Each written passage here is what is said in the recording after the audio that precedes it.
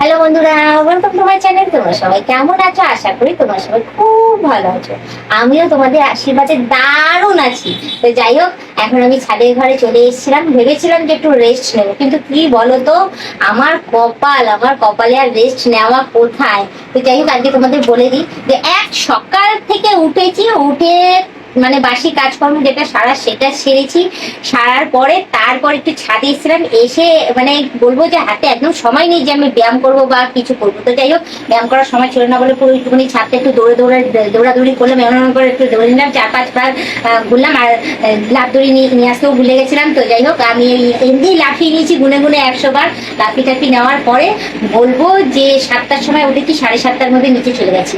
7:30টার সময় নিচে গিয়ে মানে ভাত ডাল, আলু সেদ্ধ, ডিম সেদ্ধ আর এগুলো করে রেডি করে রেখেছি। মামামের টিফিনও রেডি ফেডি সমস্ত কিছু করছি, নিজেদেরও টিফিন রেডি ফেডি করে তারপর সমস্ত গোছ গাছ করে সারা দিনে জল ভরা, আবার বাসন মাজা, আবার ঘর পোছা, আবার বিছানা গোছানো সমস্ত কমপ্লিট করেছি। এত হাঁপিয়ে গেছি না, বিশ্বাস করো, আমি আর পারছিলাম না। তো ভেবেছিলাম যে নিচেই আমি থাকবো, নিচের ঘরে থেকে একটু রেস্ট নেব, একটু স্ট্যান্ড ফ্যানের হাওয়া খাবো, কিন্তু নিচে থাকলেই সেই কাজ বেরোবেই, সেই কাজ আমাকে করতেই হবে, চোখে আর দেখা যাবে না। তো আমি ভাবলাম যে তার চেয়ে বরঞ্চ নিচ থেকে আমি একটু ছাদের ঘরে চলে আসি। এবার যেহেতু শীত পড়ছে, আমি এখন প্রায় সময় ছাদের ঘরে আসবোই। তো আমি ভাবলাম যে যার কি, আমি আজকে কেন না যাবো না। তো যার জন্য আমি ভাবলাম যে নিচে শীত যখন পড়ছি আস্তে আস্তে করে, তো আজকেও আমি যাব। আজকে কি করেছি, সমস্ত কিছু ওখানে বাদ দিয়ে রেখে আমি কি করেছি, ছাদের ঘরে চলে এসেছি। এসে আমি একটুখানি হাওয়া খাচ্ছিলাম স্ট্যান্ড ফ্যানে। তো এখনই কারেন্টটা চলে গেল, কিছু করার নেই। বললাম না, ওই যে কপাল রেস্ট নিতে দেবে না, ভগবানও চাইছে তুই শুধু খেটেই যা খেটেই যা আর খেটেই যা। তো যাই হোক, কারেন্ট চলে গেছে। আমি এখন ছাদের ঘরে আপাতত রেস্ট নেবো, রেস্ট নিয়ে তারপর কিছু কাজ আছে সেগুলো করব। দেখতেই পাচ্ছ, দেখো ছাদের ঘরে এসে ওই দেখো এতগুলো জামা।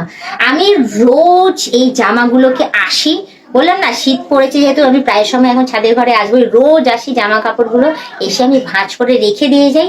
তারপরে আবার তারপরের দিন যখন আসি তখনই দেখি জামা কাপড়গুলো এরকম লন্ড বন্ড আলি ঝালি করে রেখে দেয়। কে করে আমি জানি না, বাট ছাদের ঘরে তো আমরা সেরকম কেউই আসি না খুব একটা, এলে হয়তো শুধু আমি আসি। এবার আমার তো মাথাটা নিশ্চয়ই হয়নি, ঢিলা হয়ে যায়নি যে আমি রোজ আসবো, নিজের জামা কাপড় নিজেই আমি কাজ বাড়ানোর জন্য আলিঝালি করে দিয়ে যাবো, মানে এলোমেলো করে দিয়ে যাব।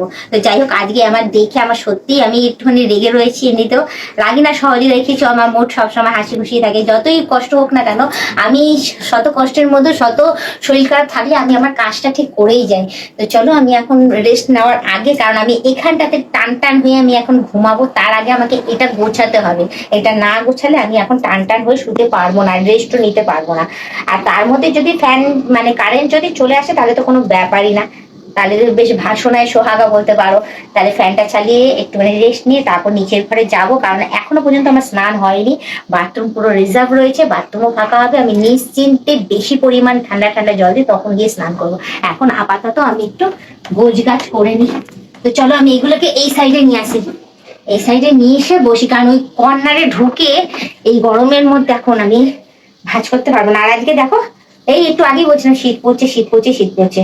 তো যাই হোক, এই দেখো আমার সেই পুরোনো ব্লাউজটাই, দেখেছো? এই দেখো, সেই তোমরা বলছো বৌদি ব্লাউজ চেঞ্জ করছো না কেন, এই একই ব্লাউজ কি কতবার পরবে। এই দেখো, এই ব্লাউজটাই নিয়ে এসে এখানটা রেখেছিলাম, যার তো পরছি না।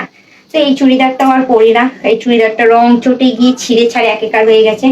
সেই যে ব্লাউজ, সেই ব্লাউজগুলো আর গায়ে আমার হয় না। তোমাদের আমি দেখিয়ে দিই, তোমরা সবসময় বলো একটা ব্লাউজ পরো কেন।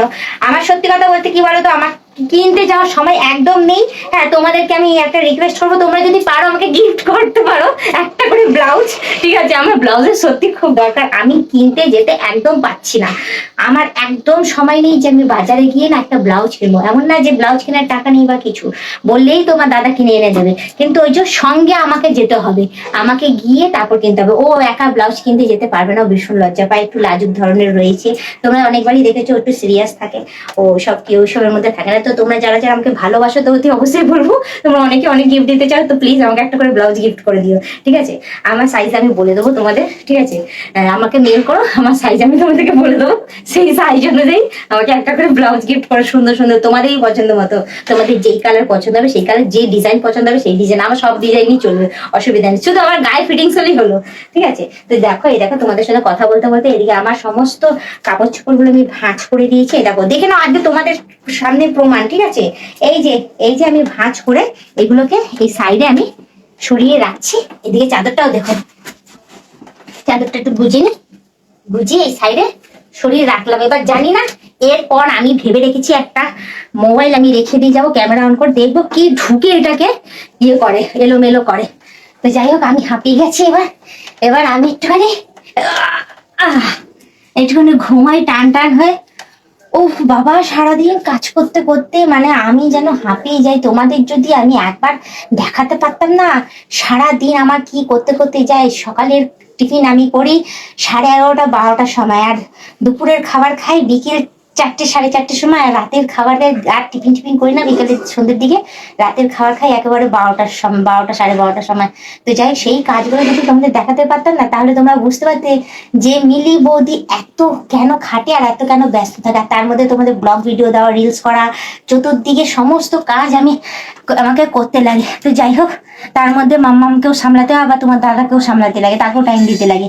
এমন না যে টাইম দিই না, আর তোমাদেরকেও সময় দিতে লাগে। তো আজকের ব্লগ ভিডিওটা আমি এখানেই শেষ করছি। আবার অন্যদিন অন্য কোনো সময় ব্লগ ভিডিও নিয়ে হাজির হয়ে যাবো। আজকের মধ্যে টাটা, বাই বাই। সুস্থ থেকে এভাবে আমাকে দেখতে থাকো, আমার পাশে থেকে, আর আমাকে প্রচুর পরিমাণে সাপোর্ট করে এগিয়ে নিয়ে যাও।